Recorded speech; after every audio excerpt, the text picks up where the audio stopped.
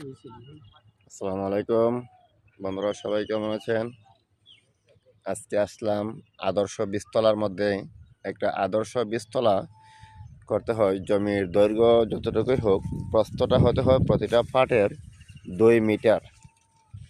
তো প্রত্যেকটা পাট যদি 2 মিটার হয়, এই দেখেন প্রত্যেকটা পাট 2 মিটার করে আছে। এটাকে বলা হয় আদর্শ বীজতলা।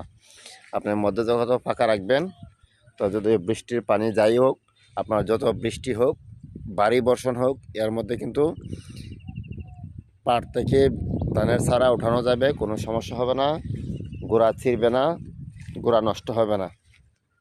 বুঝছেন? প্রত্যেকটা পাট হচ্ছে 2 মিটার করে, 2 মিটার করে, মানে দৈর্ঘ্য হলে আপনার জমি যতটুকুই হোক কোনো অসুবিধা নাই। এইভাবে যারা বীজতলা করবেন অনেক ভালো হবে আপনাদের বীজতলা, এবং পানি নিষ্কাশনের ব্যবস্থা রাখবেন। এই হচ্ছে অবস্থা। সবাই ভালো থাকবেন। আল্লাহ হাফেজ।